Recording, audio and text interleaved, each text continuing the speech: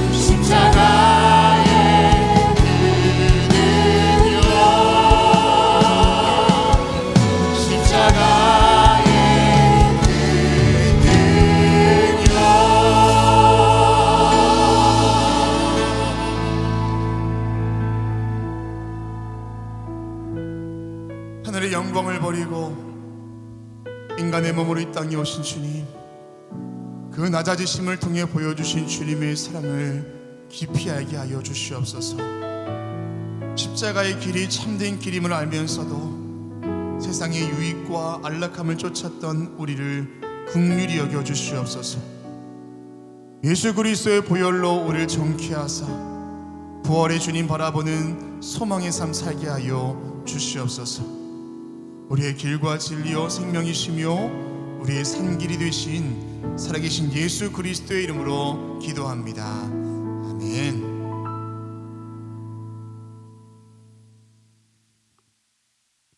주일 열린 예배 오신 여러분을 주님의 이름으로 환영하고 축복합니다. 오늘은 종려 주일입니다. 예수님께서 십자가를 지기 위하여 예루살렘으로 올라오실 때 사람들이 종려나무 가지를 흔들었다 하여서 종려주일이라고 불려집니다. 수많은 이들의 환호 속에서 예수님은 눈물로 십자가를 준비하셨습니다. 오늘 예배를 통해서 그 눈물의 참된 의미가 저와 여러분 가운데 깊이 새겨지는 귀한 시간 되어야 할 줄로 믿습니다. 우리 옆에 분과 이렇게 인사하겠습니다. 예수님의 십자가는 하나님의 사랑입니다 라고 인사하겠습니다. 예수님의 십자가는 하나님의 사랑입니다. 아멘. 우리 모두 자리에서 일어나셔서 사도신경을 통하여 저와 여러분의 한 신앙을 고백하겠습니다. 전능하사 천지를 만드신 하나님 아버지를 내가 믿사오며 그 외아들 우리 주 예수 그리스도를 믿사오니 이는 성령으로 잉태하사 동정녀 마리아에게 나시고 본디오 빌라도에게 고난을 받으사 십자가에 못 박혀 죽으시고 장사한 지 사흘 만에 죽은 자 가운데서 다시 살아나시며 하늘에 오르사 전능하신 하나님 우편에 앉아 계시다가 저리로서 산자와 죽은 자를 심판하러 오시리라. 성령을 믿사오며 거룩한 공예와 성도가 서로 교통하는 것과 죄를 사하여 주시는 것과 몸이 다시 사는 것과 영원히 사는 것을 믿사옵나이다. 아멘. 우리 능력이 주님께 박수 예배하겠습니다. 할렐루야.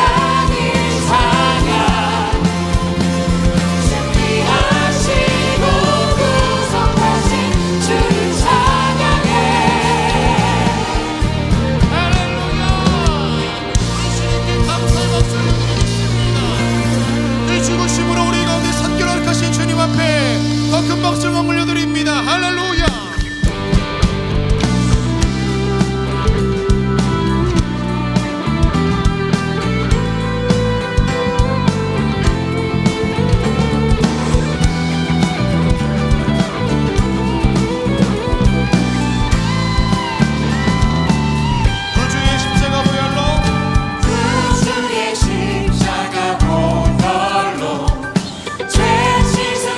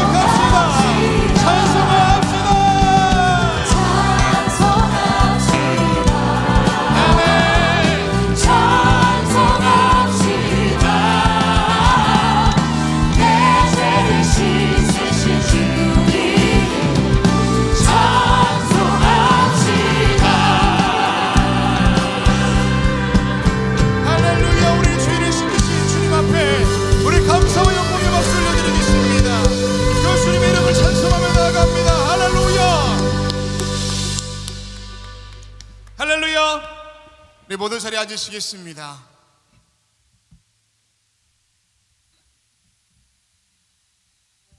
우리를 위한 그 십자가의 사랑 앞에 우리가 믿음으로 결단하며 나갔으면 좋겠습니다. 우리가 오늘도 보여주신 그 십자가의 길을 내가 걷겠습니다. 우리 찬송을 통하여 믿음을 결단하며 나아갑시다.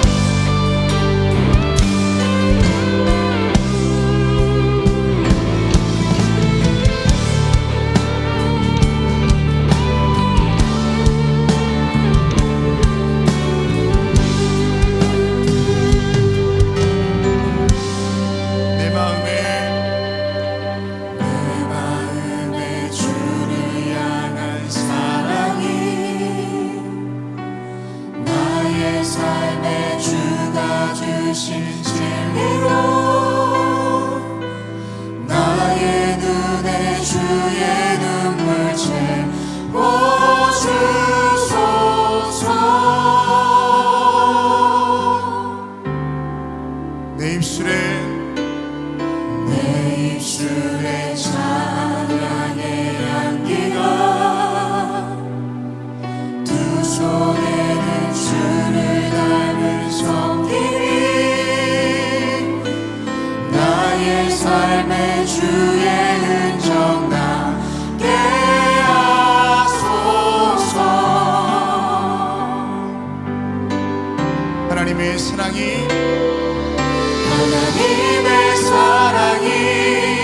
영원히 함께하니 십자가의 길을 걷는 자에게 순교자의 삶을 사는 이에게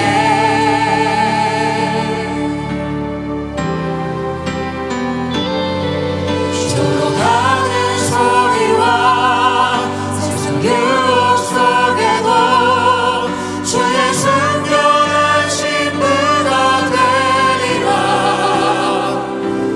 내 생명 주님께 드리리. 다시 한번 고백합시다. 내 마음에 주를 향한 사랑이 나의 삶에 주가 주신 진리로 나의 눈에 주의 눈물을 채워주소서. 내 입술에 찬양의 향기가 내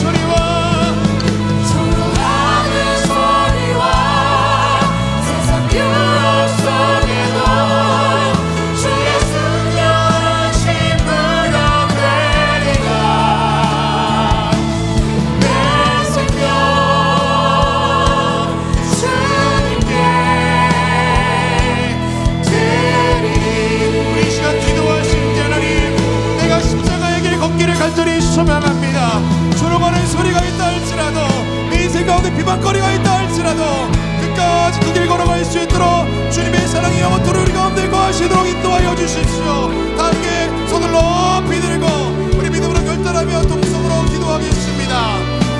하나님, 주님께서 함께하여 주셔서 우리를 위하여 걸어가신 그 십자가의 길을 우리가 끝까지 걸어갈 수 있도록 인도하여 주시옵소서. 조롱하는 소리가 있다 할지라도, 세상의 유혹이 있다 할지라도, 우리를 비난하고 비방한다 할지라도 내 끝까지 그 길 걸어갈 수 있도록 믿음으로 함께하여 주시옵소서. 그런 자에게 주시는 하나님의 사랑이 우리 가운데 영원한 줄로 믿습니다. 하나님, 오늘 우리에게 그 은혜 놓아여 주시옵소서. 그 믿음 놓아여 주시옵소서. 아버지, 오늘 힘을 얻게 해주시사 나 홀로 걸어갈 수 없다 할지라도 주님 함께 하시며 기꺼이 걸어가는 줄로 믿사오니 우리 가운데 그 믿음 놓아여 주시옵소서. 함께 걸어가시는 그 주님의 은혜가 믿어지게 해주시옵시고 그 수박 되시는 그 주님 끝까지 의지할 수 있도록 우리 마음 가운데 함께 하여 주시옵소서. 아버지 하나님, 우리 길 가운데 역사하시고 동행하시는 주님, 변치 않는 믿음 놓아여 주시옵시고 그 사랑까지 올라갈 수 있도록 우리를 담대하게 하여 주시옵소서. 우리 가운데 역사하시길 하신 주님만 신뢰하며 나아갑니다. 오늘 이 시간도 주님께서 함께 해주셔서 우리와 함께 믿음 놓아여 주시옵소서. 끝까지 걸어갈 수 있도록 담대하게 하여 주시옵소서. 아버지 하나님,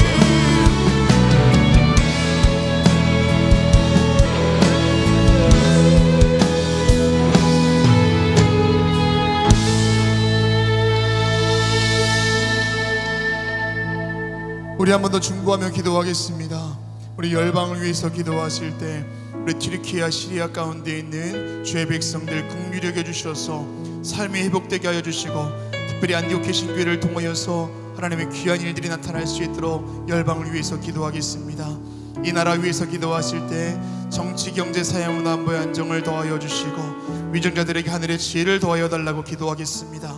우리 교회를 위해서 기도하실 때 특별히 사순절 마지막 주간을 보내게 될 때에 광림에 속한 모든 성도가 의미 있는 고난주간 보냄으로 부활의 주님 경험할 수 있도록 우리 교회 성도들을 위해서 기도해 주시고 총력 전도의 달을 보내게 될 텐데 하나님, 주님 주의 백성들이 주께로 돌아와 함께 구원의 기쁨을 누릴 수 있도록 우리 교회 가운데 함께 하시고 우리 전도 현장마다 주님께서 함께 해달라고 우리 열방을 위해서, 이 나라 위해서, 우리 교회를 위해서 다시 한번 통성으로 기도하겠습니다. 하나님, 주님께서 함께하여 주셔서 이 열방 가운데 주님의 은혜를 도와줘 주시옵소서. 전쟁의 아픔 가운데 있는 자들, 아버지 지진의 아픔 가운데 있는 주의 백성들을 기억하여 주시옵시고 주님 위로하여 주시옵소서. 구원의 손길로 그들 가운데 어루만져 주시옵시고 빨리 삶이 회복될 수 있도록 인도하여 주시옵소서. 특별히 안디옥회 신교회를 통하여 그 회복의 역사를 이루실 줄로 믿사오니 하나님께서 함께하여 주시옵소서. 아버지 나라와 함께하여 주시사 정치, 경제, 사회, 문화, 안보가 안정돼 찾을 수 있도록 인도하여 주시며 우리 위정자들에게 지혜를 도하여 주시사 이 나라를 주의 지혜로 잘 이끌어갈 수 있도록 도와주시옵소서. 잘못된 법들은 떠나갈 수 있게 해주시옵시고 바로 세워야 될 것들은 주의 말씀의 반석 위에 서갈 수 있도록 이 나라 가운데 기름 부어주시옵소서.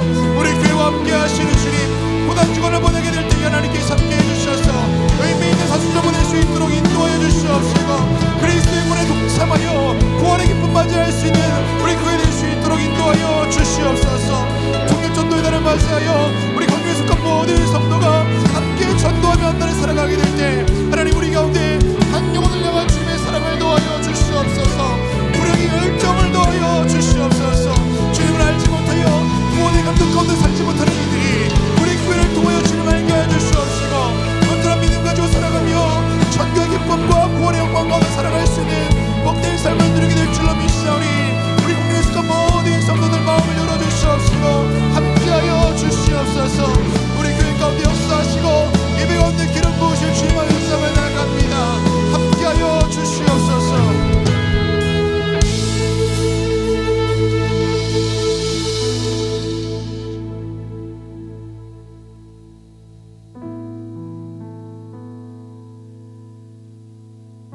우리 인생의 길과 진리요 생명이 되시는 주님, 오늘도 우리가 예수 그리스도의 피를 힘입어 주님께로 가까이 나아갈 담력을 얻었사오니 악한 양심을 버리게 하여 주시고 참마음과 온전한 믿음으로 주님 앞에 있게 하여 주시옵소서. 자비의 주님, 이 땅에 참된 평강과 회복을 허락하여 주시옵소서. 환경과 조건에 의한 평강이 아니라 주님을 신뢰하는 그 신뢰를 통하여 샬롬의 평강, 사람에 의한 회복이 아니라 주님의 공의와 정의, 질서로 인한 회복이 속히 이루어지게 하여 주시옵소서. 이 시대 속에 우리 교회를 쓰시는 주님 감사를 드립니다. 주님의 손과 발이 되게 하여 주시고 주님의 마음 헤아리는 재단 되게 하여 주시옵소서. 고난주간을 보내게 될 때에 사람들의 환호성 속에 눈물로 십자가를 준비하시는 예수님을 깊이 묵상하는 영적 풍요를 누리는 한 주가 되게 하여 주시고, 우리의 삶의 절제와 헌신이 한 생명을 살리고 교회를 세우는 거룩한 결단 되게 하여 주시옵소서. 오늘도 우리에게 옥토와 같은 마음 주셔서 담임 목사님 선포하시는 말씀이 잘 심겨지게 하여 주시고 귀한 열매 맺게 하여 주시옵소서. 우리에게 산기를 허락하신 예수 그리스도의 이름으로 기도합니다. 아멘. 오늘 성경 말씀은 마태복음 21장 1절에서 11절까지입니다. 그들이 예루살렘 가까이 가서 감람산 벳바기에 이르렀을 때에 예수께서 두 제자를 보내시며 이르시되 너희는 맞은편 마을로 가라. 그리하면 곧 매인 나귀와 나귀 새끼가 함께 있는 것을 보리니 풀어 내게로 끌고 오라. 만일 누가 무슨 말을 하거든 주가 쓰시겠다 하라. 그리하면 즉시 보내리라 하시니, 이는 선지자를 통하여 하신 말씀을 이루려 하심이라 일렀으되, 이에 딸에게 이르기를 내 왕이 내게 임하나니 그는 겸손하여 나귀 곧 멍에 매는 짐승의 새끼를 탔노라 하라 하였느니라. 제자들이 가서 예수께서 명하신 대로 하여 나귀와 나귀 새끼를 끌고 와서 자기들의 겉옷을 그 위에 얹음에 예수께서 그 위에 타시니, 무리의 대다수는 그들의 겉옷을 길에 펴고 다른 이들은 나뭇가지를 베어 길에 펴고, 앞에서 가고 뒤에서 따르는 무리가 소리 높여 이르되 호산나 다윗의 자손이여 찬송하리로다. 주의 이름으로 오시는 이여 가장 높은 곳에서 호산나 하더라. 예수께서 예루살렘에 들어가시니 온 성이 소동하여 이르되 이는 누구냐 하거늘, 무리가 이르되 갈릴리 가나사렛에서 나온 선지자 예수라 하니라. 아멘. 이제 유다 지파 콰이어 찬양 후에 담임 목사님 나오셔서 나귀를 타신 예수라는 제목으로 말씀 선포해 주시겠습니다.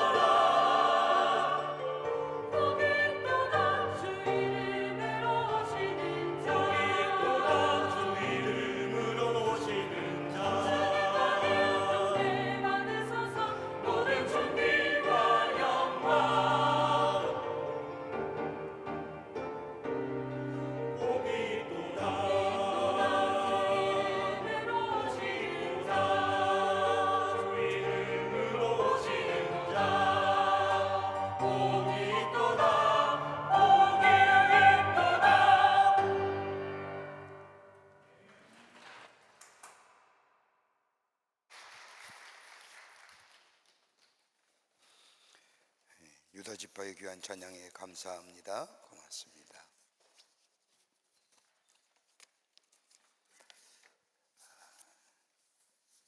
지금을 살아있는 현대인들의 삶의 양태를 보면 약한 모습보다는 강한 모습을 많은 사람들에게 비춰주기를 원합니다. 그래서 육체의 강인함을 키우기도 하고 경제적인 면이나 또는 사회적 면으로도 다른 사람에게 강한 존재, 강한 사람임을 보여주기를 노력합니다. 그런데 겉으로 드러나는 인간의 강함은 그리 오래가지 않는 것 같습니다. 왜냐하면 시간이 지나면 사라질 것들이기 때문입니다. 한번 생각해 볼까요? 육체의 강함 영원하나요? 용서하십시오. 저도 한때 옛날에는 굉장히 강한 사람이었습니다. 지금은 그렇지 않죠. 아마 권사님도 옛날에는 강하셨을 거예요. 장로님도 강한 사람이었고. 근데 지금은 그렇지 않습니다. 조금만 움직여도 진땀이 흐르고 그렇습니다. 육체의 강함도 시간이 지나면 사라질 것들입니다. 경제적인 것도 어떨까요? 돈, 우리가 경제라고 하면 돈을 얘기 많이 하는데 돈의 문제도 그렇지요. 좀 있다고 하면 나이 들면 없어지는 것 같습니다. 사라지는 것 같고, 나이 들어서 풍요로움과 무슨 별로 못 본 것 같습니다. 왜냐하면 돈은 사용하고 누린 만큼 풍요와 풍성함을 가져다 주기 때문입니다. 그래서 이상하죠? 젊었을 때 돈 많은 거야 주목했는데 젊었을 땐 돈이 없잖아요. 근데 나이 들어서 막상 돈이 있으면 쓸만한 힘도 없습니다. 그러기에 그것이 좀 아이러니한 거지요. 사회적인 명예도 그렇습니다. 옛날에 나도 옛날에 한 가닥 했어라고 하는 얘기하는 분들 많이 계시지요. 다 사회적으로 한때 누렸던 분들 계십니다. 근데 그 영원한가요? 내려와야지요. 인간이 가지고 있는 강함이라는 것이 겉으로 드러나는 강함인 것은 유용한 겁니다. 어떤 거는 내려놔야지요. 그러기에 외적으로 강함은 그렇게 오래 가지 않음을 보게 됩니다. 그렇다고 하면 반대로 약함이라는 게 도대체 뭘까요? 약하다는 게 어떤 걸까요?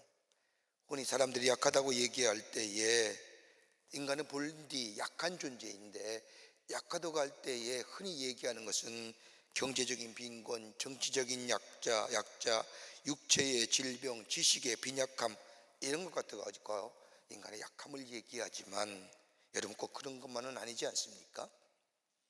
여러분 가난한 사람이 더욱더 믿음이 더 깊어져 가는 것을 봅니다. 억압당할수록 더 강건한 사람들을 보게 됩니다. 역경 가운데 더 내적 존재가 더 탄탄해져 가는 사람들을 봅니다. 난관 앞에 용기를 가지고 난관을 이겨나가는 사람들을 우리 주변에서 봅니다. 그렇다고 한다면 약함이 겉으로 드러나는 것으로 약함이 모든 약함에 모든 것이 된다고 얘기할 수 없는 것이지요. 그렇다고 한다면 진정 인간의 약함이 어디서 올까요? 여러분 인간의 약함은 어디서 온다고 생각할까요? 몇 가지 원인을 좀 생각해 보면 첫째는 양심의 가책입니다. 여러분 가만 생각해 보십시오. 다른 사람이 뭐라고 이야기해서가 아니라 내 마음에 양심의 가책이 있으면 이것처럼 약해집니다. 한없이 약해지죠. 내 양심에 두드리는 소리를 들을 때마다 내가 얼마나 부끄러운 존재인가. 이거 느끼지 못하면 성경은 뭐라고 얘기합니까? 양심에 화인 맞았다는 겁니다. 두 번째 인간이 약해지는 이유가 어디 있을까요? 다름이 아니라 목적이 삶에서 상실해질 때예요. 내가 왜 해야 되는지, 내가 무엇을 위해 살아가야 하는지, 내가 왜 이런 일을 해야 되는지, 내가 왜 머물러 해야 하는지 이유를 알면 거기에 삶의 의욕이 있고 열정이 있고 열심이 있지만 이것이 내 삶 속에 사라졌을 때에 무기력한 존재 됩니다. 그러니까 인간이 강해지려고 하면 why라고 하는 질문에 대답할 수 있어야 된다고 얘기합니다. 왜 삽니까? 왜 일을 하십니까? 왜 거기 계십니까? 라고 하는 질문에. 세 번째 인간의 약함이 있다고 한다면 이기적인 생각할 때에 여러분, 보통 이기적인 생각할 때는 내게 도움이 되거나 내가 유익할 때에 나를 먼저 생각하는 거 아닙니까? 근데 이기적인 생각할 때 그 당시는 내게 유익이 되기에 내 마음속에 지지는 받을 수 있지 모르지만은 시간이 지나면 내가 그때의 행동이, 그때 나를 위한 판단과 나를 위한 결정이 얼마나 유치하고 어리석었는지를 깨달으면서 한없이 약해집니다. 이기적인 생각을 할 때에. 또 하나가 있다고 한다면 결정력의 부재입니다. 어떻게 할까, 이렇게 할까, 저렇게 할 때 결단할 수 있는 생. 여러분, 자신 없는 행위야, 자신 없는 결단이 인간으로 하여금 나약하게 만들고 더 나아가 비굴하게 만듭니다.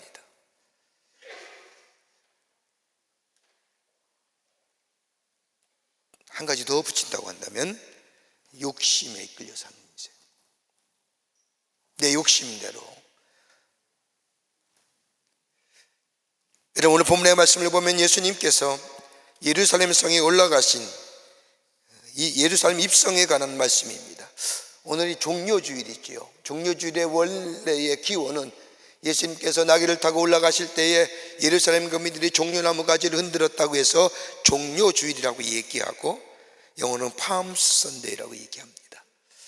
예수님이 예루살렘 성에 올라가신 것은 단순한 퍼레이드가 아니라 하나님의 구속의 의미가 담겨져 있는 사건입니다. 우리 예수님은 12살서부터 유월절을 지키셨습니다.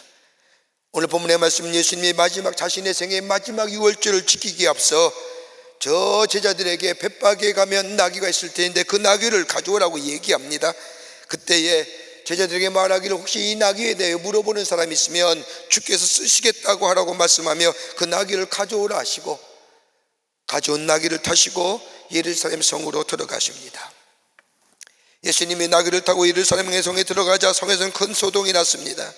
사람들이 예수님의 행렬에 자신의 겉옷을 깔고 종려가 나무가지를 높이 흔들며 호산나 다윗의 자손이여 찬송하리로다, 주의 이름으로 오시는 이여 가장 높은 곳에서 호산나 하더라며 뜨겁게 환영합니다. 사람들의 이러한 외침은 예수님을 메시아로 영접하는 외침이었습니다. 그런데 진정 저들의 외침은 인류에 대한 하나님의 사랑으로 이 땅에 구원하시기 오신 메시아의 모습으로 예수님을 환영한 것이 아니라, 예루살렘 당시의 사람들은 당시의 로마의 정치적이고 경제적인 압제하에서 해방하실 일, 정치적 메시아로 예수님을 환영한 겁니다. 그도 그럴 것이, 예수님이 예루살렘 성에 입성하시기 전에 예수님이 행하신 일들을 가만히 살펴보십시오. 여러분, 죽은 나사로를 무덤에서 살려내셨습니다. 죽은 자를 살렸단 말입니다. 그뿐 아니라 저 디베랴 바닷가에서 물고기 2마리와 보리떡 5개로 무려 5,000명을 먹이셨습니다. 죽은 자를 살리고 굶주린 자에게 떡을 주며 병자를 고치고 이런 능력을 행하신 예수님이야말로 정말로 예루살렘 사람들은 우리가 기다리던 메시아라고 생각했습니다. 이 예수님이야말로 지긋지긋한 로마의 압제하에서 우리를 구원해 주실 분이요, 정말로 배고프고 힘든 이 경제적인 빈곤에서 예수님이 저 디베랴 바닷가에서 오병이의 기적을 일으키신 것처럼, 수많은 사람을 먹이신 것처럼, 예수님이야말로 우리의 경제적인 문제, 우리의 먹고 사는 문제, 우리의 가난한 문제를 해결해 주실 뿐만 아니라, 예수님이 저 죽은 자를 살리신 능력, 풍랑을 잔잔케 하신 능력을 보면 저 헤롯의 떨거지들, 헤롯 왕의 밑에 있는 저 이상한 사람들, 헤롯 왕을 필요하여 저 많은 사람들을 다 저로부터 구해 주실 분이라고 생각했던, 그리고 예수님을 겉옷을 깔고 그리고 종려나무 가지를 흐며 호산나 다윗의 자손이여 우리를 구원하소서라고 예수님을 환영하는 것을 보게 됩니다. 이 예수님의 입성에 예루살렘 성에 온통 소란이 났습니다. 많은 사람들이 이야기를, 도대체 예수가 누구이길래, 예수가 어떤 사람이길래 이렇게 많은 사람들이 저 예수라는 사람을 환영할 수 있을까? 예루살렘 성에 입성하시는 예수님, 도대체 왜 입성하셨을까요? 꼭 굳이 가셔야 됐을까요? 예수님이 입성함을 말미암아 예루살렘 거민이 흔들었던 종려나무 가지 때문에 종려주의라고 얘기하지만 꼭 예루살렘 입성을 하셔야 됐을까요? 그 예수님의 입성은 어떤 영적 의미를 가지고 있는지요. 다음 주일은 부활주일이고 이번 한 주간 고난주간을 보냈는데 이 종료주일은 어떤 우리에게 영적 의미가 있을까요? 예수님이 낙이 타고 예루살렘 성에 올라가신 이 사건이 오늘 본문의 말씀을 통해서 함께 말씀을 나누며 은혜 받기를 원합니다. 첫째는 평화의 왕으로 낙이 타신 예수님이십니다. 오늘 본문의 말씀을 보면 예수님이 예루살렘에 입성하실 때에 눈에 띄는 장면이 하나 있다고 한다면 예수님이 한 번도 등짐을 져본 일이 없는 어린 나귀를 타시고 예루살렘 성에 입성하셨다는 겁니다. 여러분, 한 번도 등에 짐을 져본 일이 없는 어린 나귀, 헬라 원문을 보면 뭐라고 얘기하면 폴로스라고 얘기하는데 이 원뜻은 망나니, 당나귀입니다. 그러니까 길들여지지 않는 망아지의 모습입니다. 여러분, 웬만한 나귀라고 망아지라면 짐을 졌으면 훈련되고 조련된, 그래서 주인의 말대로 갈 수 있는 자를 향해 가는 나귀를 얘기하는데 여기서 말하는 폴로스는 망아지, 훈련되지 않는, 그러니 한 번도 등짐을 져본 적이 없는 그 나귀에 예수님이 타시고 예루살렘 성으로 올라가시는 모습이 얼마나 우스꽝스럽겠습니까? 뒤뚱뒤뚱거리며 비틀거리며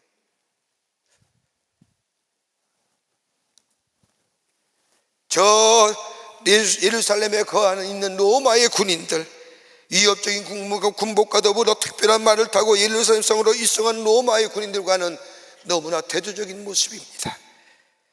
이런 예수님의 예루살렘 입성은 이미 저 500년 전에 스가랴 선지자가 예언했던 스가랴서 9장 9절의 말씀에 예언에 성취된 모습, 군마를 타고 환영하는 나팔 소리가 울려 퍼지는 화려한 퍼레이드가 아니라 보잘것없지만은 평화의 동물인 나귀를 타고 예루살렘 성에 입성하시는 그 예수님은 다름이 아니라 인간이 만든 평화, 팍스로마라고 하는 인위적인 평화가 아니라 우리들에게 참된 평화를 주시기 위해서 우리 예수님이 어린 나귀를 타고 예루살렘 성에 입성하신다는 겁니다. 여러분, 사람은 그 마음에 어떤 것을 가지고 어떤 것에 자리 잡고 있느냐에 따라서 그의 미래가 달라집니다. 한번 생각해 보십시오. 우리 마음에, 물질이 마음의 주인이라고 하면 그 사람은 어떤 사람이 되느냐, 다름이 아니라 탐욕으로 얼룩진 삶일 뿐만 아니라 수단이 목적을 합리화시키는 겁니다. 여러분, 돈이 우리의 삶 속에 기대치가 되고 중심이 되면요, 그 돈 때문에 수단이 다 합리화되는 겁니다. 수단과 방법을 가리지 않아도 돈 번다, 목적만 이루면 된다. 여러분, 그게 좋은 방법일까요? 흔히들 뭐로 가도 서울만 간다고 얘기하는데, 여러분, 다른 사람을 아프게 하고 다른 사람의 상처 주고 다른 사람에게 슬픔을 주며 버는 돈이 잘 버는 돈일까요? 그건 아닐 겁니다. 아무리 목적이 선하다 할때 수단도 과정도 발라야 됩니다. 우리나라가 한창 경제가 성장할 때 이 부분이 문제가 된 겁니다. 목적이 다 수단과 방법을 합리화시킵니다. 물질이 우리 마음의 중심이 되면요, 수단이 합리화되는 거예요. 다 목적으로 다 수단이 다 정당화되는 겁니다. 이거 아닙니다. 다른 사람을 아프게 하며 다른 사람을 슬프게 하여 내 자신의 이익을 취하는 것, 이거 절대 좋은 방법 아닙니다. 두 번째로요, 여러분, 우리 마음속에 명예가 우리의 삶의 주인 되면 여러분, 이런 사람은 인정감에 목말라 하는 사람들입니다. 늘 다른 사람이 나를 어떻게 생각할까에 대한 관심이 많습니다. 여러분, 이 정도 관심이 되면 이미 관심받는 존재입니다. 그런데 명예에 더 목말라 하며 명예가 삶의 중심이 되면 여러분, 인정감에 목마르고 갈증을 느끼는 자 됩니다. 여러분, 얼마나 초라한 줄 아십니까? 어디서나 나라는 존재가 더 높여주고 싶은 거예요. 인정받지 아니하면 그 공동체에서 견디지 못하지요.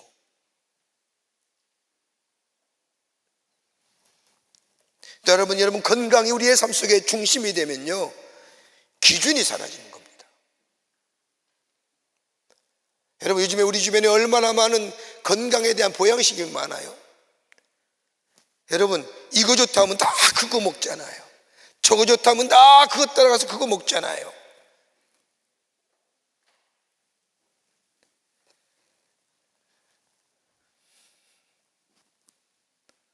기준이 없는 겁니다. 또 하나, 우리 마음속에 죄라는 문제가 해결되지 아니하면, 여러분, 우리가 다 평안한 것 같고 아무 문제 없는 것 같지만, 여러분, 우리 내면 속에 깊은 곳에 자리 잡고 이 불안과 염려의 마음, 무엇 때문일까요? 죄의 문제가 해결되지 않고는 우리 마음속에 진정한 평화가 없습니다. 참된 평화가 결연됩니다.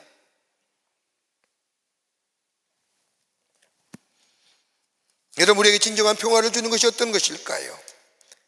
우리의 삶 속에 무질서와 혼란함이 질서와 평안함의 삶으로, 소망이 없는 것이 소망이 있는 삶으로, 절망과 아픔이 새로운 치유와 용기의 삶으로, 한숨과 슬픔이 기쁨과 더불어 우리의 삶 속에 새로운 생명의 역사를 가져다주는 이 참된 평안의 요소가 어디 있을까요?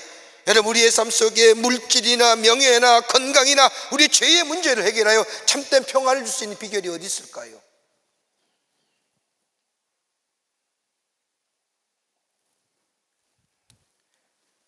여러분, 예수님이 우리에게 이 평안을 주시기 위해서 어린 나귀를 타고 저 예루살렘 성에 입성하시는 겁니다. 그러기에 요한복음 10장의 말씀을 보면 내가 너에게 평안을 주느니 내가 주는 평안은 세상에 주는 평안과 다르다고 말씀하시는 겁니다. 예수님이 우리 안에 입성하시어 우리 안에 계시면 여러분, 나라는 삶의 자체가 달라집니다. 내 안에 평안함이 넘쳐납니다. 죄의 문제가 해결됩니다. 건강도 하나님이 내게 주신 것이야만이 가능하다고 믿게 됩니다. 물질도 하나님이 주셔야만이 된다고 생각합니다. 더 나아가 내 삶 속에 내 명예도, 나를 높이는 것도 하나님이 먼저 높임을 받을 때에 내가 높아진다는 사실을 내가 깨닫게 됩니다. 그러기에 이 죄와 명예와 건강과 물질의 문제가 해결되기에 내 마음속에 평안이 있어지게 됩니다. 그리고 내라는 존재가 새로운 존재가 됩니다. 삶의 존재의 양태가 달라집니다.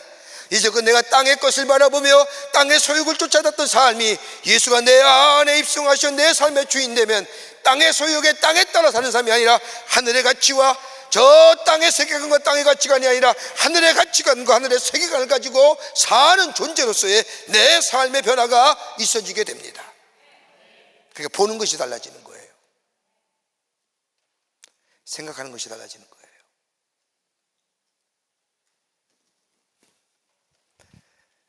새로운 존재로서의 새로운 삶의 형태를 살아갑니다.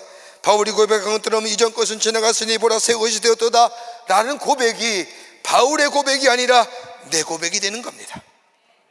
더 나아가 하나님과의 관계가 회복됐기에, 하나님과의 관계가 회복되기에, 하나님과 나와의 관계가 새로운 인격적인 관계가 됐기에 하나님과 나와의 관계 회복을 통하여 나 자신과 나와의 관계도 회복되고, 더 나아가 나와 이웃의 관계도 회복의 역사를 가져다 주어 새로운 관계의 설정의 삶이 됩니다.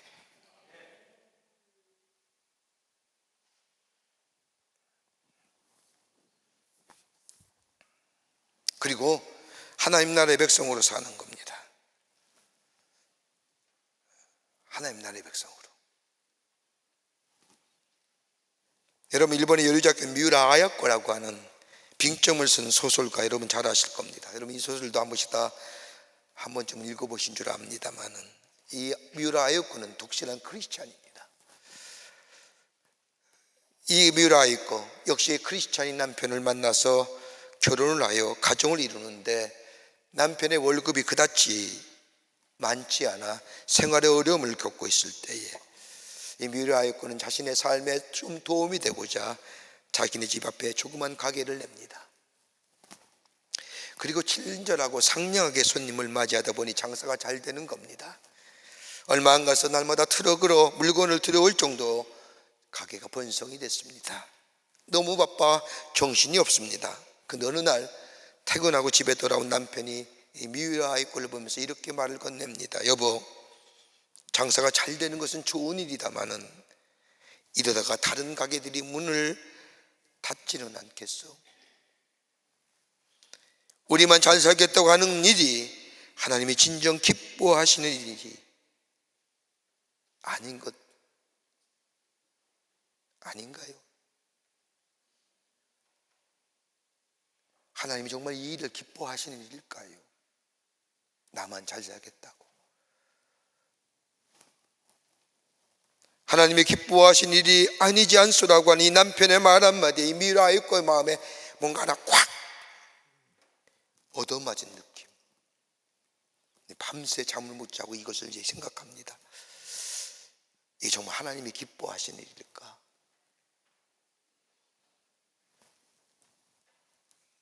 남편의 충고의 말을 받아들이 미우라 있고 그 다음부터 점차로 물건의 수를 줄여가기 시작합니다. 그리고 손님을 다른 가게로 보내는데 우리 가게는 그 물건이 없습니다. 저 앞 가게 가면 그 물건을 구할 수 있습니다. 거기 가서 사십시오.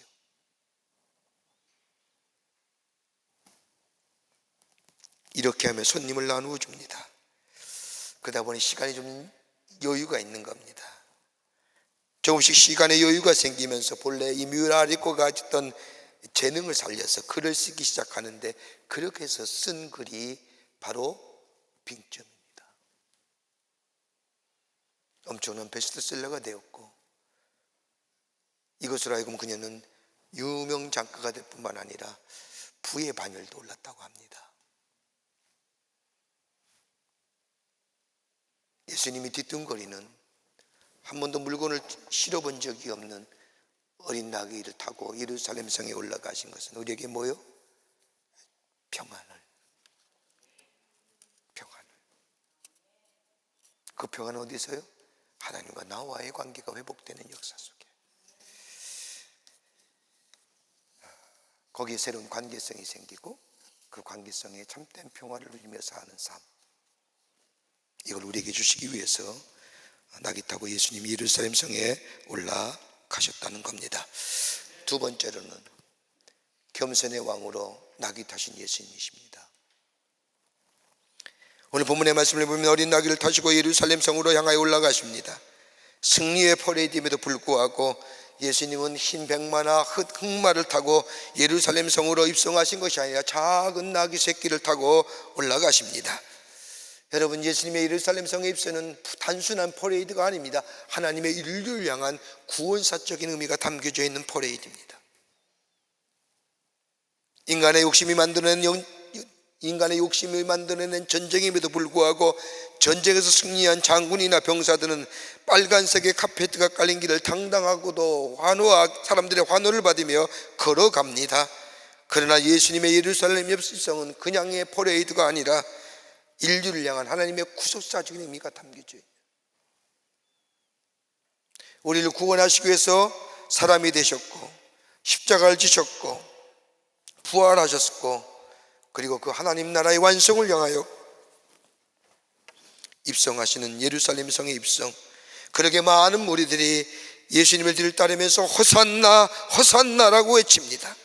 호산나라는 말은 우리의 말로 표현하자면 만세 만세라는 의미인데 회물이 원문대로 표현하자면 호산나 호산나라고 외치게 합니다. 다른 말이 아니라 구원하소서. 그런데 지금 save now. 당신은 메시아입니다. 당신은 왕이십니다. 우리를 지금 구원하소서. 그런데 예수님은 이러한 외침에도 아무런 대답을 하지 아니하십니다. 웬만하면 관화하는 저 군중들을 향하여 뒤돌아 손을 흔들어 줄 뻔도 하는데 예수님은 그냥 아무런 말씀도 행동도 없이 예루살렘 성에 입성하십니다. 이 모습을 가리켜서 스가랴 선지자는 뭐라고 얘기해요? 겸손의 모습으로, 겸손의 왕으로. 여러분, 겸손한 왕으로 오신 예수님, 그 겸손의 대표적인 모습을 보여주는 말씀이 있다고 한다면 빌립보서 2장 7절 말씀에 하나님과 동등됨을 취할 것으로 여기지 아니하시고 오히려 자기를 비워 사람이 되어 종의 형체를 가지사 사람들같이 되셨다고 예수님의 모습, 겸손의 모습을 얘기합니다. 하늘 보좌를 버리고 우리와 같이 되셨고, 그리고 자기를 비워 사람이 되셔서 종의 형체를 가지셨다. 여러분, 여기에 예수님의 겸손의 모습을 이야기하는 중요한 단어가 있다면 비웠다라는 단어. 헬라어로 에케노센인데 emptied 한 거. empty가 아니라 emptied, 과거입니다.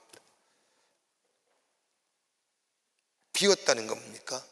할 수 있음에도 하지 않았다는 거예요. 능력이 있음에도 불구하고 아무 능력이 없는 것 같이, 할 수 있으나 할 수 없는 것 같이 자기의 능력이나 자신의 존재를 완전히 비우셨다는 겁니다. 왜요? 왜 그러셨을까요? 그 이유는 그 다음에 예수님이 예루살렘 성에 올라가신 후에 십자가의 사건을 앞에 두고 예수님께서 겟세마네 동산에 올라가서 기도하시죠.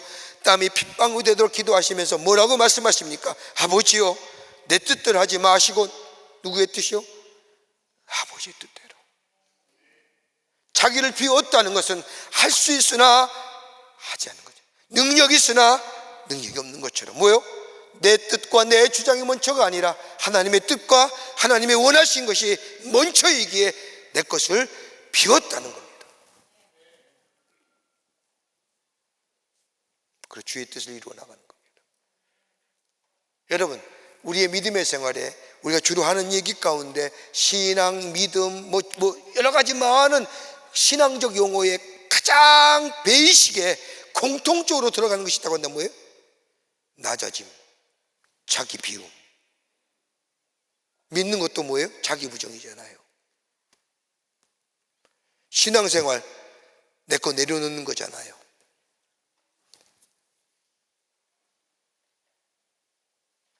내 뜻과 내 의지와 내 주장을 내놓고 누구요? 하나님의 뜻.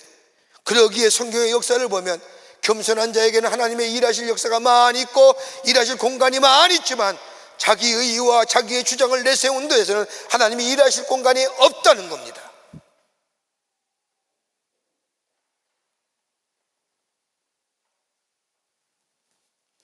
예수님이 겸손하셨다는 것은, 자기를 비웠다는 것은 할 수 있으나 할 수 없는 것 같이, 능력이 있으나 아무 능력이 없는 것 같이 자기 능력이나 자기 존재를 완전히 비웠다는 것은 뭐예요? 하나님의 뜻이, 하나님의 자신을 통하여 하시고자 할 일이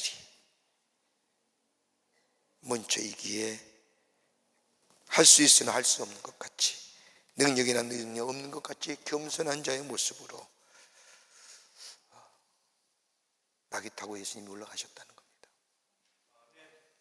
그렇게 할 말이 없는 거예요. 군중들의 환호에 답할 이유가 없는 거예요. 여러분, 유명한 역사학자인 앤드류 월스라고 하는 사람이 기독교의 역사를 얘기하면서 이런 얘기합니다. 다른 종교의 경우에는 하나같이 발생지가 지금까지 중심지로 남아있는데, 그렇기 때문에 많은 사람들이 참배의 대상이요 참배의 장소가 되는데, 예를 들면 이슬람은 저 아라비아의 메카요, 저 불교의 중심도 여지 발원지가 되어 극동지역인데, 힌두교도 마찬가지고 인도에서 발생한 힌두교는 여전히 인도의 제일주의 종교인데 유독 기독교만은 중심이 이동해 왔다는 거예요. 예루살렘이 시작한 기독교, 어디로요? 안디옥, 알렉산드리아, 시간이 지나면서도요 중동으로 넘어오면서 이스탄불, 옛날에 콘스탄티노플이죠, 이렇게 오면서 14세기, 15세기를 거치고 16세기를 지면서 유럽으로 넘어오면서, 유럽에서 어디요? 미국 대륙으로 넘어가면서, 미국 대륙에서 아시아로 넘어오면서, 이 19세기에 미국의 세력이 끝나면 20세기 어디로 내려가요? 여러분, 아시아를 비롯해서 남미로 기독교의 중심 세력이 이동합니다. 21세기 와서는 어디로 가요? 아프리카로 건너가요.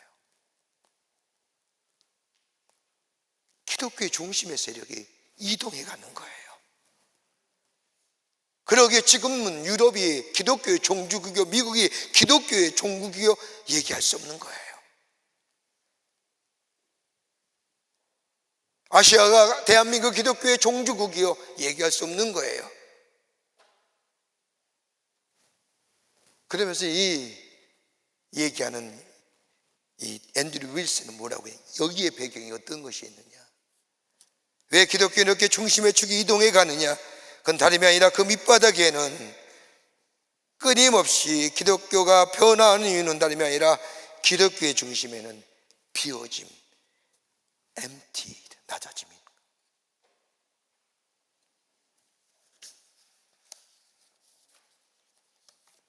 예수님이 인류의 평화를 위해서 우리에게 하나님의 놀라운 구원의 역사를 이루시기 위해서 어린 나귀를 타고 저 예루살렘의 겸손의 왕으로 올라가신 것은 다름이 아니라 우리에게 하나님의 구원의 역사를 이루시기 위한 자기 비움, 그리고 하나님의 뜻이 드러나는 삶.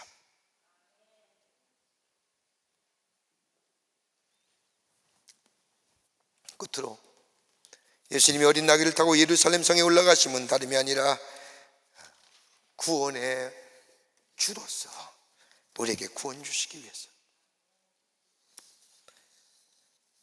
예수님이 예루살렘 성에 입성하신 후에 처음으로 예수님이 가신 것은 다름이 아니라 성전이었습니다. 아마도 예수님이 왜 성전에 가셨을까? 십자가의 사건 앞에 두고 기도하러 가셨을 겁니다.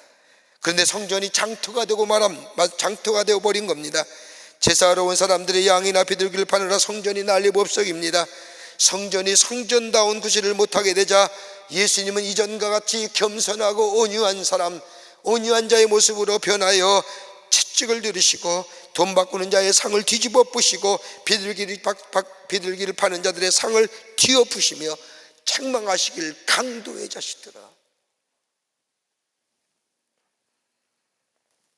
온순하고 겸손한 온유하신 예수님이 순식간에 위험한, 여러분 성전이 어떤 것일까요?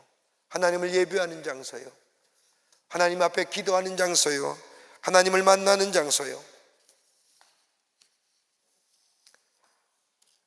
여러분 예수님이 저 성전에 올라가신 후에 성전을 정결케 하시고 십자가에 달려실 때에 예수님이 다 이루었다고 하며 숨을 거두게 될 때에 나타나는 현상이 뭐예요? 저 성전의 휘장이, 성소와 지성장으로 가로막던 그 휘장이 위에서부터 아래로 갈라지는 역사. 뭘 의미할까요? 누구든지 예수를 영접하는 자마다 죄사함을 받아 구원함을 받아 일거진 하나님의 영상이 회복되는 역사를 통하여 하나님 앞에 나아갈 수 있는 자, 하나님을 아버지라 부를 수 있는 자. 여러분 구약의 시대에는 제사장만이 저 백성의 죄를 대신하여 지성소에 들어가 하나님 앞에 제사 드려서, 그러기에 누구도 어느 누구도 하나님의 이름을 감히 부를 수가 없었습니다.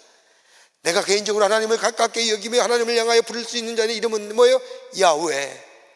그 밖에 공동체가 부를 수 있는 하나님의 이름은 엘로힘. 그 누구도 감히 하나님을 나의 아버지라 부를 수 없었던 그때에 예수께서 십자가에 달려 돌아가심으로 우리의 죄를 사해 주실 뿐만 아니라 하나님과의 우리의 관계를 회복시켜 주실 때에 우리는 뭐요? 그 하나님의 은혜의 보좌에 나아가, 아무도 제사장도 들어갈 수 없는 그 은혜의 보좌에 나아가 하나님을 아버지라 부르며 하나님 앞에 기도할 수 있는 자. 그래서 우리는 왕 같은 제사장으로 삼아 주신 하나님.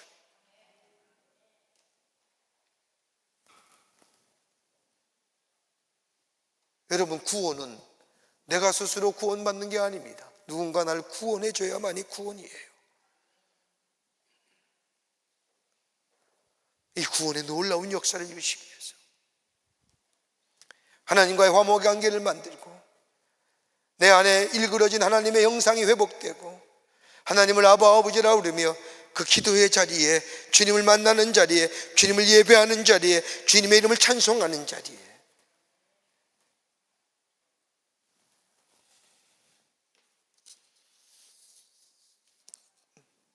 하나님을 예배하며 찬송하는 자의 삶으로, 구원받은 자의 삶으로 우리를 새롭게 하시기 위해서 우리 예수님이 예루살렘 입성을 통하고 그리고 이번 주에 고난과 아픔의 시간을 보내고 금요일 날 십자가에 달려 돌아가신 후에 3일 만에 주일 아침에 부활하시어 부활의 첫 열매가 되셨고, 그러기에 우리가 부활을 믿는 것이고, 예수 그리스도의 십자가의 사건이 있기에 우리가 내 죄가 사해줌을, 그리고 하나님의 자녀가 됨을 내가 믿는 것이고, 그리고 예수께서 부활하시어 승천하시기 때문에 우리 안에 뭐예요? 영원한 생명이 있음을 믿게 되는 놀라운 은혜를 우리에게 주시기 위해서 오늘 뭐예요? 한 번도 점심지어 본이 없는 어린 나귀를 타시고 뒤뚱거리시고 예루살렘 성에 입성하신 줄 믿습니다. 오늘 구주님이 우리의 마음에 문을 두드리시는 거예요. 내가 들어가도 되겠니? 내가 들어가도 되겠니? 예. 주님 어서 오세요. 마음의 문을 열고 주님을 내가 우리의 주로 모시게 될 때 내 안에 뭐예요? 평안함이, 그리고 우리 안에 뭐예요? 하나님의 뜻을 따라 살아가는 사명자의 삶이, 그리고 우리 안에 뭐예요? 구원의 감격이 넘쳐나는 하나님의 백성의 삶으로 살아가게 될 줄 믿습니다. 이런 믿음의 귀한 역사가 이 종료주일에 주님과 함께 있어지기를 주의 이름으로 축원합니다. 하나님 감사합니다. 저희들 사랑해 주시고 하나님의 자녀 삼으심에 감사합니다. 주님이 아니셨다면, 오늘 주님이 예루살렘 성에 입성하지 아니하셨더라면 우린 영원히 죄로 인하여 죽을 수밖에 없었고, 하나님의 뜻과 하나님의 사명과는 거리가 먼 삶을 살아갈 수밖에 없었고, 내 안에 구원이 없음을, 그래서 늘 번민하며 불안하며 두려움 가운데 사는 저희들 사랑하시기에 예수님을 이 땅에 보내주시고 예루살렘 성에 입성하심으로 우리의 죄와 우리의 삶 구원과 우리의 삶 속에 아버지 하나님의 평안을 주시기 위한 귀한 이 걸음, 오늘 그 주님 우리 삶 속에 모시고 받아들여 주의 주신 놀라운 하늘의 은혜와 축복을 누리는 하나님 나라의 백성의 삶 되게 하여 주시옵소서. 주님이 도우시고 함께하여 주실 줄 믿으며 예수님의 이름으로 기도하옵나이다. 아멘. 오늘 우리 교회 처음 나오신 분이 계십니다. 헌명할 때 앞으로 나와주시면 중심으로 환영하겠습니다. 새가족 같은 되지 않았지만 처음 나오신 분이 계시면 동일하게 나와주시면 환영하겠습니다. 김정욱 권사님 인도하신 김효수님, 하민수 성도님 인도하신 김혜환님, 3층에 계시면 3층 앞으로 나와주시기 바랍니다. 네. 우리 앞으로 나오실 때 함께 축복하겠습니다. 너는 그리스도의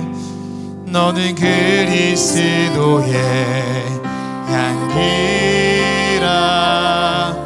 너는 그리스도의 편지라. 하나님 앞에서 그리스도의 향기니 너를 통해 생명이 흘러가리. 너를 통해 생명이 흘러가리. 기도하시겠습니다. 하나님, 귀한 주의 날 당신의 귀한 백성 주의 전에 오게 하심에 감사합니다. 저희 이름을 하늘나라의 생명책 기록해 주시고 구원과 영생 가운데 이 땅에 살면서 주님과 동행하며 주의 주시는 축복을 마음껏 누리며 사는 하나님 나라의 백성 되게 하여 주시옵소서. 주님의 영원토록 동행해 주실 줄 믿으며 예수님의 이름으로 기도하옵나이다. 아멘. 여러분 그 박수로 환영하시지요. 네, 뒤돌아서 인사하시면 네, 우리 장로님 따라가 주시면 교회 소개하고 안내하겠습니다. 예, 장로님 따라가 주세요. 네, 감사합니다. 교회 소식 몇 가지 알려드립니다. 여러분, 이번 주간이 기독교에 있어서의 가장 중요한 절기입니다. 이번 주간에 오늘이 종료주일입니다. 그리고 이번 한 주간 고난주간을 보냅니다. 예수님의 십자가의 사건을 앞에 두고 당하시는 재판과 순환과 고난의 그 시간들을 이번 한 주간 생각하며 지냅니다. 그리고 금요일 날 예수님이 십자가에 달려 돌아가시지요. 그래서 성금요일이라고 얘기합니다. 성금요일에는 우리 교회에서는 저녁 8시에 성만찬 예배를 드리겠습니다. 예수님이 마지막 십자가에 달려 돌아가시기 전에 제자들과 함께 마지막 만찬을 베푸셨던 그것처럼 예수님의 살과 피를 먹고 마심으로 인하여 예수 그리스도의 십자가의 은혜를 다시 한번 깊게 되새기며 은혜를 경험하는 시간입니다. 그래서 돌아오는 금요일 날 저녁 8시에 본당 예배실에서 성금요일 성만찬 예배를 드리겠습니다. 여러분, 이번 주간에 어떤 모양이든 예수님의 십자가와 고난을 생각하며 금식하시고, 그리고 금요일날 성만찬 예배 여러분 금식한 그 식사 음식 하나님 앞에 드리고 성만찬에 참여할 때에 예수 그리스도의 십자가의 은혜가 우리 안에 풍성히 임하는 귀한 시간이 될 줄 믿습니다. 그리고 돌아오는 주일은 죽음과 사망의 권세를 이기시고 부활하신 부활주일입니다. 여러분, 예수님의 부활이 없었더라고 하면, 부활의 첫 열매가 되시는 예수님이 아니 계셨다면, 부활 안 하셨다면 우리에게 부활이 없는 겁니다. 예수님의 부활의 첫 열매가 되셨기에 우리가 부활에 있음을 믿는 겁니다. 그리고 영생이 있는 겁니다. 죄와 사망의 권세가 끝이 아니라, 사망아 너의 쏘는 것이 어디 있느냐, 죽음아 너의 명하는 것이 어디 있느냐고 얘기한 것처럼 더 이상 죽음과 사망이 우리를 넘어서, 우리를 가라앉거나 우리를 주저앉는 게 아니라 우리가 넘어서는, 누구 때문에? 예수님 때문이에요. 그러게 다음 주에는 부활주일로 지냅니다. 여러분, 오늘 주보 사이에 부활주일 헌금 봉투를 넣어드렸을 겁니다. 내게 새로운 생명과 부활의 생명을 허락해 주신 그 하나님의 은혜, 예수 그리스도의 십자가의 은혜에 감사하며 부활하심을 하나님 앞에 영광을 돌리고 축하하는 마음으로 여러분 정성껏 부활주일 헌금을 드리고 부활의 기쁨을 찬송하며 예배할 때에 우리에게 부활의 큰 기쁨이 넘쳐나는 시간이 될 줄 믿습니다. 여러분, 부활절 헌금 꼭 드리시는, 그리고 주일에 드리심으로 부활의 기쁨에 동참하는 여러분들이 되시기를 바랍니다. 더불어서 다음 주일은 우리가 남선교에서 택시 전도주일로, 전도데이로 정합니다. 그래서 전도합니다. 우리 교회도 개인 택시 하시는 우리 권사님과 집사님이 계시는데, 여러분 어떻게 보면 우리 사회의 메신저지요. 그분들이 예수 믿고 복음을 전한다면 얼마나 좋을까요? 그래서 우리가 부활절 날 택시 전도데이로 삼고 전도하려고 합니다. 여러분, 되도록이면 다음 주에는 택시 타고 오시면 좋겠습니다. 대답이 없으시군요. 택시 타고 오시면 좋겠습니다. 네, 대답 안 하면 그냥 차 타고 오세요. 오시면 우리가 전도하는 그런 시간으로 삼겠습니다. 4월달은 총력전도의 달입니다. 우리가 지난 3년 동안 코로나 때문에 전도하지 못했는데 우리 올해는 꼭 전도하셔서 전도의 열매를 맺되, 여러분 할 수만 있다면 여러분 꼭 여러분이 한 분이 한 명씩 전도하는, 특별히 사부 예배에 참석하신 우리 성도 여러분들, 여러분 가까운 친구들 좀 전도하는, 함께 예배 드리는 이번 4월 한 달이 됐으면 좋겠습니다. 꼭 한 분이 한 명씩 전도하시는 이번 4월 한 달이 되시기를 바랍니다. 사순절 갈보리 기도회가 돌아온 한 주간 끝으로 마치게 됩니다. 5시에 베델 성전, 6시에 나사렛 성전에서 사순절 갈보리 기도회 이번 주까지 이루어지고, 그 다음 주부터는 정상적인 새벽 기도회가 있어지게 됩니다. 2023년도 1차 세례 및 입교 예식이 4월 16일 주일에 있겠습니다.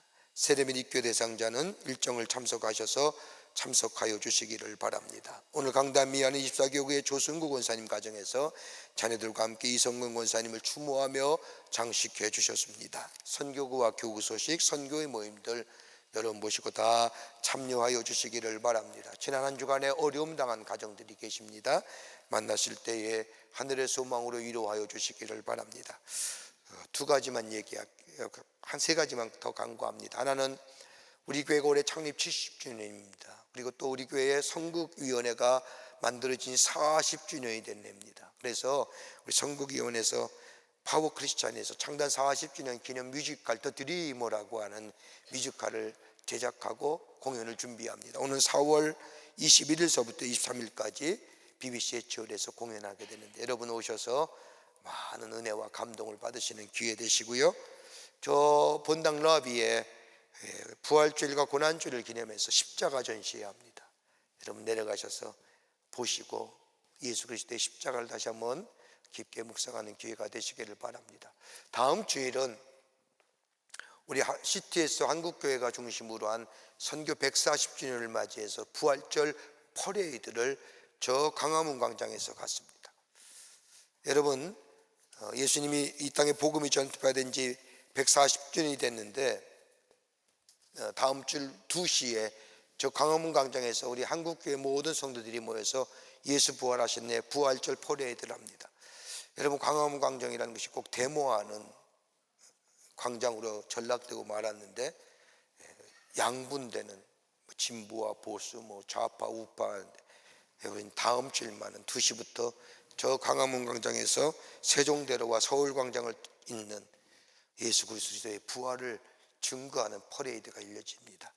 여러분 시간 있으면 일부라도 시간을 내셔서 가셔서 같이 걸으며 예수 부활하셨습니다라고 부활을 증거하는 그런 기회가 되시기를 바랍니다. 그 밖에 광고들 보시고 기도하시고 관심을 가져주시고 참여해 주시기를 부탁드립니다. 이제 하나님 앞에 봉헌하겠습니다.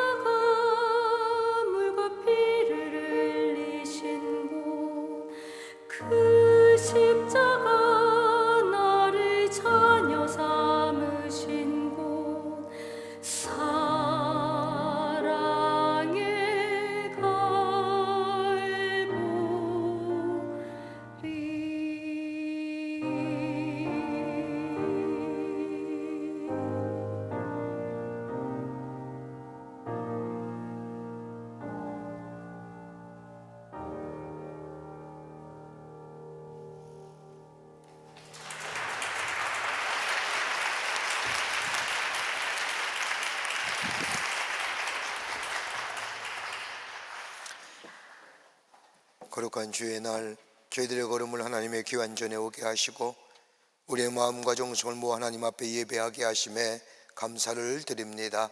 우리 예배를 기쁘게 받으시고 하늘 문을 여시사 하늘의 놀라운 은혜와 축복이 임하는 이 거룩하고 성불된 시간 되게 하여 주시옵소서.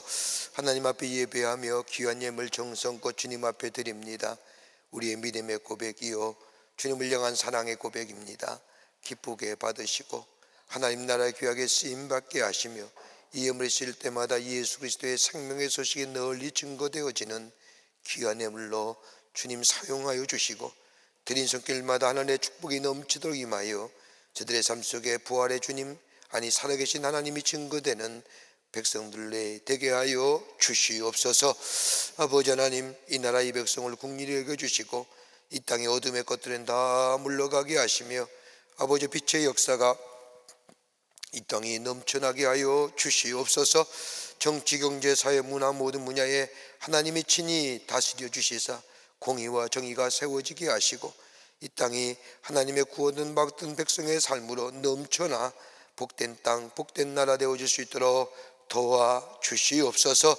아버지 하나님, 세계 곳곳에 일어나는 전쟁의 포화 소리들 멈춰지게 하시며 포화 소리 대신 샬롬의 소리가 널리 울려 퍼지게 하시며 아버지 테러와 분쟁으로 인하여 얼룩진 나라들 아버지 하나님이여 주께서 치유하여 주시고 회복시켜 주실 뿐만 아니라 지진과 재해로 인하여 어려움 당한 이들 용기 주셔서 다시금 일어날 수 있는 역사가 있게 하여 주시옵소서. 아버지 하나님의 저 북녘엔 우리의 사랑하는 동포들도 구원하여 주시고 속히 이 땅의 하나됨의 역사가 복음의 역사가 있어지게 도와 주시옵소서. 아버지 하나님, 이 시간에도 나라 위에 수고하는 우리 장병들 기억하시고 저들의 수고와 헌신이 헛되지 않도록 이 땅의 자유, 평화, 번영이 안보가 있어지게 하여 주시옵소서. 지금은 우주 예수 그리스도의 크신 은혜와 하나님 아버지의 한량없으신 사랑하심과 성령님의 인도하심이 거룩한 주의 날 주의 전에 올라와 하나님 앞에 마음과 정성을 모아 예배하며 주신 말씀 가슴에 새기고 우리 가운데 들어오시는 예수님 모시고 참된 평화와 사명자의 삶으로 그리고 구원받은 백성으로 하늘의 축복을 누리며 사는 복된 삶 살기로 새롭게 다짐하고 저 세상을 향하여 나아가는 우리 모든 사랑하는 당신의 거룩한 백성들 위해 주께서 지금으로부터 영원토록 함께 하시기를 간절히 축원하옵나이다. 아멘.